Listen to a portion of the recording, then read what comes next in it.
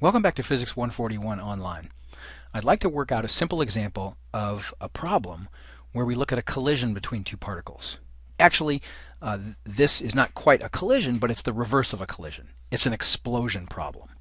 A firecracker of mass m is thrown into the air. At the highest point in its flight, when it is moving in the positive x direction with a speed v0, it explodes. Just after the collision, one piece with 1/3 of its mass moves in the negative x direction with a speed v0 over 3. Find the speed of the other piece. All right? So you'll remember that when we have a system of particles that's isolated, an isolated system means that the sum of all of the external forces that act on all the particles in the system, if we add up all those forces due to external influences, that sum is equal to 0. And when you have an isolated system, then you can add up for all the particles in the system the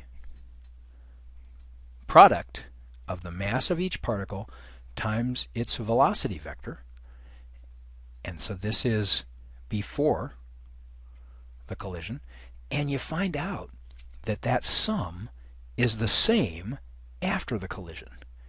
And so this qualifies then as a conservation law, and this quantity that is conserved is called momentum, right? Remember that p, the momentum of a particle that has mass m and velocity vector v, p is equal to mv.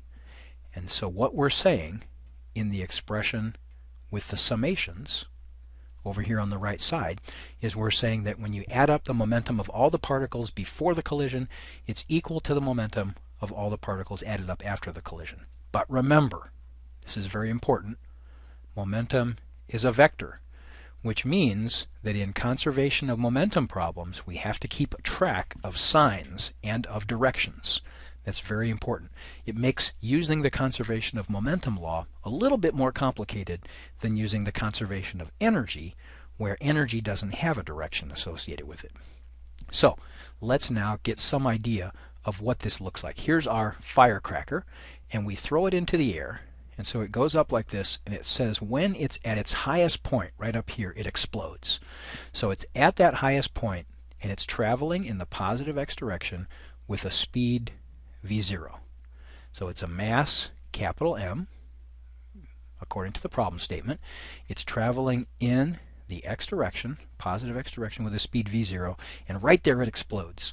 So this is the picture just before the collision, or the explosion. Actually, it's an explosion problem, but you'll realize that explosion problems are simply collision problems in reverse. So that just after the collision, what we're told is there's a piece that actually ends up traveling backwards, because when it blows up, apparently the impact of the explosion shoots one piece back to the left with a speed v0 over 3, and it says that piece has 1/3 the mass, right? So it's 1/3 the overall total mass. And that means that there's another piece over here that has 2/3 of the mass, and we want to know what its final speed is. Before we even get to that point, we should think about how we should draw the velocity direction. And it's very important that we make sure that we draw it in a way that's consistent with the law of conservation of momentum. Now let's just look at the initial momentum vector, m times v0. It's in the x, or the I hat direction, so that the total momentum after the collision has to also be in the positive x hat direction. So the only way that this 2/3 m fragment can travel is to the right. It can't travel upwards or downwards or have any upward or downward component, because if it did, there would be some y component to the momentum after the explosion that would not be present before the explosion.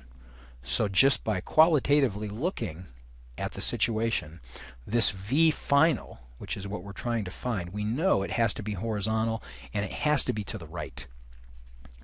So hopefully that makes sense. This is just after the collision, and that's often the way that these problems are set up. We want to look at the instant just before and then the instant just after. Of course, if we were to follow this a little further, both of these fragments would fall toward the ground in some kind of parabolic trajectory. But we just want to look at this instant just before and just after. So we have written down the picture. We have identified this problem and interpreted it as a problem involving conservation of P, because we know that it is essentially a collision/explosion problem. And now let's set it up. All right, we want to now develop a plan. So what we do is we write down the sum, right, of m times v for all the pieces before the collision. This is the before side, and then that will be equal to the sum of those products, m sub I times v sub I, for all the pieces after the explosion. So on the left-hand side, the before, it's easy. There's only one piece. All right, so we don't even really have a sum. It's just m times v0, and since velocity is a vector and this is in the I hat direction, I will just put that in. mv0 in the I hat direction is the total momentum of the system before the explosion happens. What about afterwards? Well, here I've got one piece that moves off to the left, so it's 1/3 times the mass, capital M, and its speed is v0 over 3. It's in the negative direction, right? So I can put in v0 over 3, but remember, it's in the negative I hat direction.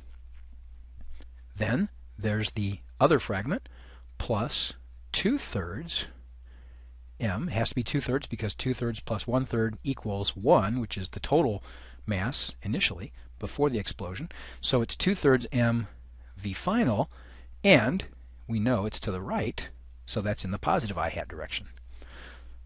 So let's take a look at what we have here. We've got mv0 I hat, and then we've got this negative 1/9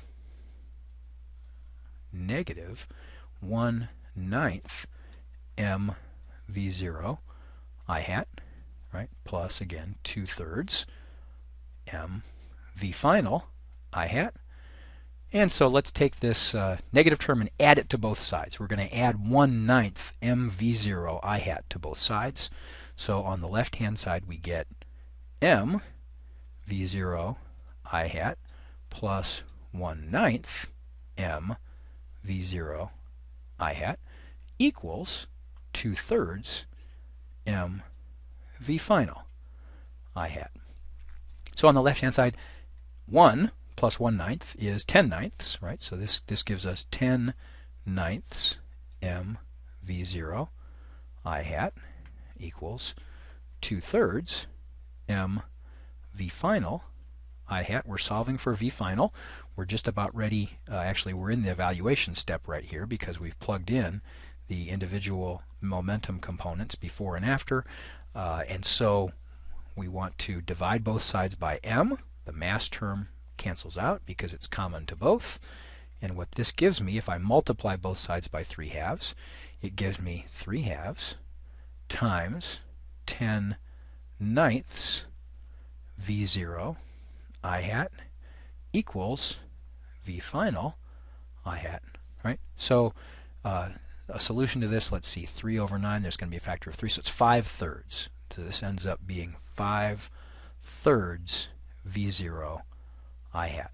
So the final speed, vf, we know the direction is to the right, so if I wanted to just answer the question the way it's stated, the speed v final is 5/3 v0. And we can check this two different ways. We can say, first of all, yep, it makes sense because it's got the right units, because we want a velocity, and we end up with v final is some numerical value, 5/3, times a velocity, so the units work out. And it also makes sense that it's a little bit larger than v0 because it has to end up with total momentum in the x direction being the same as what it was originally. And since the fragment 2/3 is less than m, right, 2/3 m is less than m, the final speed will have to be greater than v0. All right, so it's, v final is greater than v0 as expected, so I'll put a check by that as well. So this is a collision problem, but it's really an explosion problem. But explosions and collisions, if you had an explosion like this and ran it in reverse backwards, let's say you took a video of this and then ran it backwards, it would look like a collision problem. So collisions and explosions are just very similar. The only thing that's different is the time is running in the opposite direction. So hopefully this is helpful.